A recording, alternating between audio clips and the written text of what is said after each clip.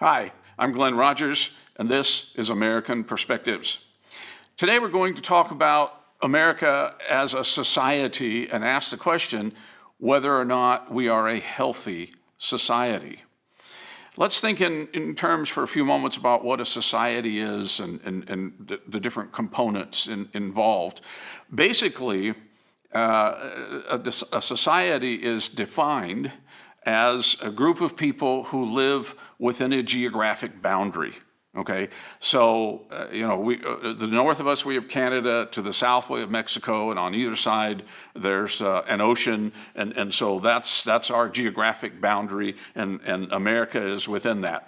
We got Alaska up here and Hawaii out in the ocean, but the main part of America is where it is in North America, and that's a defined geographic region. All right, so that's what a society is, but it's more than that. If you really take a close look, what it is and how it functions and everything. And I think one of the things that's important to understand is that society is an entity, in that it's a living, breathing organism kind of a thing. Think of your body as a conglomerate of a number of different parts and systems and everything, all working together. The respiratory system, the immune system, the circulatory system, and you've got cells, in your body, and all of these things are there together, and you can look at the individual pieces, but it all functions together to create a healthy, living person. Well, society is a lot like that. Society functions best when every part of society is working at peak capacity. But there are a number of different features that have to be present in order for society to work well. And this is true of any society. But think in terms again of the human body, and what you would be as the perfectly healthy human. Except if you're overweight, there's a check against you, and you're not as healthy as you could be if you weren't overweight. Or let's say if you smoke, well, there's another check against you, and that's not good. And let's say if you don't exercise, well, there's another check against you, and you're still alive and you're still functioning, but let's face it, we know that you're not as healthy as you could be. Well, societies are very much like that. You can have a society that is functional, but it might have some checks against it, okay, because things that could be there that would make it better are not there. They're not working as well as they should be working. So let's take a few moments to think about what some of those things are.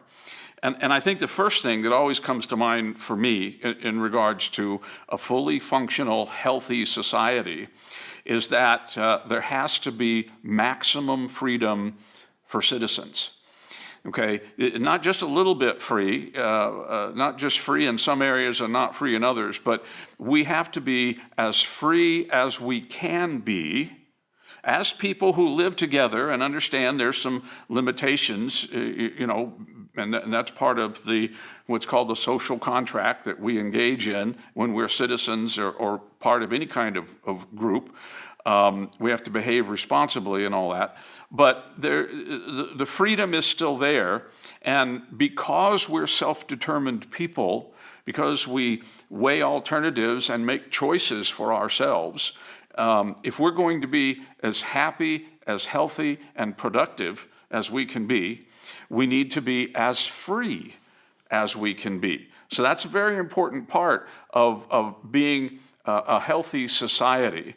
It must be a society of people who are as free as they can be. And if you start checking off certain things, and this freedom gets limited, and that freedom gets limited, and this freedom over here gets limited, then we're not as free as we can be. And that, the reason I bring that up is because that's happening right now. And we'll talk about some of these things at more length in videos that we make in the future. But our freedom of speech is being challenged right now and suppressed. And our right to keep and bear arms is being infringed in some cases or in some places. And so when you start checking off things and saying, okay, this freedom, well, you don't get that freedom, and this one, well, we're going to take away some aspects of that freedom, then things aren't working well in the freedom department. So we need to be maximally free if we're going to be a strong, healthy society. We also need to have a strong economy. I like to think of the economy as the lifeblood of a society. In the body, we got all kinds of systems in there, but the blood is what is in there and flowing and moves things around and keeps it all healthy and working as it should work. And in the analogy of our society as an entity, as an organism, the economy is what keeps everything going. It's got to be a strong, healthy economy. We also need educated, productive citizens. We need people who can think well. We need people who can analyze and people who can understand the social and political concerns and issues that face us and make good decisions about who they're electing and putting in office and whether this particular thing that they are going to do will be a good thing or not. Now, let me give you an example. When Trump was president, he took us out of the Paris Accord. You may or may not be familiar with it, but it's a group of people who are concerned about the environment, and they want to get countries involved and agree to certain things about the environment, and everybody has to contribute so much money to it.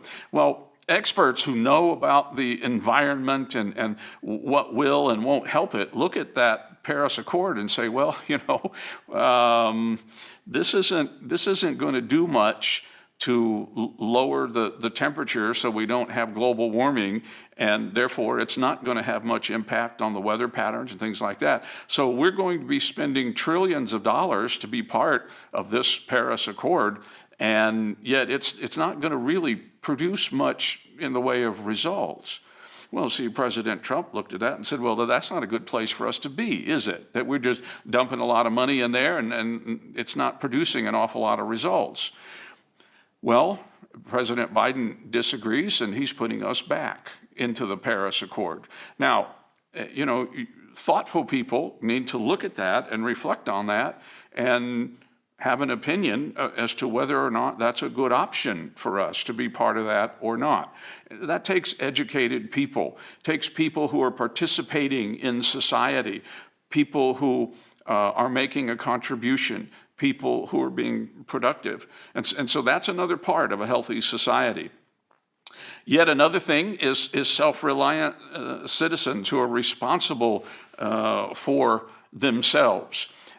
Many of us were raised with the idea and believed very much in the idea that we must be responsible for ourselves.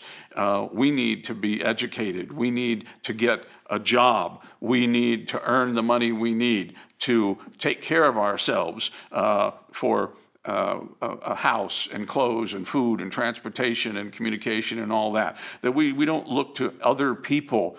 We especially don't look to the government to provide us with that stuff. That we're self-sufficient. I take care of me. You take care of you.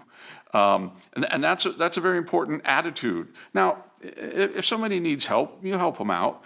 But generally speaking, in a society, for it to be healthy and functional, everybody's got to understand the importance of self-reliance. Another feature of a healthy society is that we need citizens who are proud to be a part of that society. In our case, proud to be Americans, people who love their country. And that's something that many people, especially many young people today, can't really say. They can't say that they're proud to be an American and that they love their country, because they've been taught by their professors that this is a bad place, a bad country. Well, I suspect that if that was the case, we wouldn't have nearly as many people wanting to immigrate here as we do. But you see, that's another feature of a healthy society. We also need a fair and just society. And that brings us to the issue of social justice. What is social justice? Well, it's just the idea that society must be fair and just for everybody, every person who's a part of the society. And that's a good thing to think about that. It's a big issue, though, and we'll talk about it more in some other videos. One of the things that I want to do today, though, is make this point, that there are some things that social justice means, and this must be true if we have social justice. One of the things that it doesn't mean is that there can be no inequality. You hear this a lot. And I think part of the reason is because many people are not really sure what equality is. When I was teaching, I would ask students, what does it mean that all people are created equal? How do you have a society of equals? And the thing I found, even in classes of some pretty bright college students, is that it's very hard for many people to define what equality actually means and to discuss what it means to be a society of equals and how you have a society of equals. And one of the things that we discussed quite often is the fact that even in a society of equals, there is, to a degree, quite often some inequality. It is a normal, naturally occurring thing. Everybody isn't the same, and it can't be that way. You can't have a society where everybody, where everybody is the same. So social justice doesn't mean eliminating all inequality. There will always be some inequality. Now, there'll be another video in the future that's just about that issue of equality and inequality. We'll talk about that more. But for today, what can we say about our society and what social justice means? Well, one of the things it means is that there needs to be equal access. Everybody needs access to the stuff they need. And it can't be available to some people and not available to others. Everybody needs equal access to housing, to food, to clothing, to transportation, to employment, to all sorts of things. Equal access. There also needs to be equal opportunity. You have to have the opportunity to do this if you want, or to do that. If you're competing with other people, it has to be a level playing field so that everybody has an opportunity to compete fairly for a job, for whatever it is that you're interested in. Equal opportunity goes along with equal access. There also has to be equal treatment under the law. Everybody's got to be treated the same. You can't have one law for these people and a different law for these people and different standards and different treatment. Now, someone may say, well, don't we already have those things? I mean, legally, isn't it in the law that there has to be equal access, equal opportunity, and equal treatment under the law? Yeah, those things are already there. They are in the law code. And so from one point of view, we could say, so we have those already. Well, yes and no. We have them in the sense that they're legally required. Unfortunately, they don't always work out the way they should. So there's not always equal treatment under the law. So these are things we need to keep working on. A fourth thing that is involved is equal responsibility. If you're going to be a society of equals and have a society that's fair and just for everyone involved, there has to be equal responsibility. You can't have some people who are more responsible than others and some people who are not really responsible for much of anything. Did you know, maybe you have, these numbers have been tossed around a lot for many years now, but basically 20% of the American public pays 80% of the taxes in America. So you've got a small group of people, 20%, who are paying 80% of the expenses for running America. Now, does that sound to you like equal responsibility? It doesn't to me. If all citizens are going to be equals, and we're going to be a society of equals, then one of the things you need, in addition to equal access, equal responsibility, equal treatment of the law, is equal responsibility. We can go on and look at some other things as well. A healthy society is one, we can say, where the elected officials need to pay attention to their role as elected officials. And they need to be concerned about the consent of the governed. This is something we've talked about before, that the Founding Fathers were very concerned about this idea, the consent of the governed. Elected officials don't get just to do whatever they want. They need the consent of citizens. And so they need to be, that is, the government officials, the elected officials, need to be aware of the difference between governing and ruling. And they need to understand that they represent us. They're not ruling us, they represent us, and that they need our consent to do the things that they do. So that's part of being a healthy society as well, having a government that understands its role. So I suppose we can close with this idea. When we think about being a healthy society, you have the role of people, the citizens, and you have the role of government, and freedom is one of the big things that must be there for all people. And here's what I want you to remember.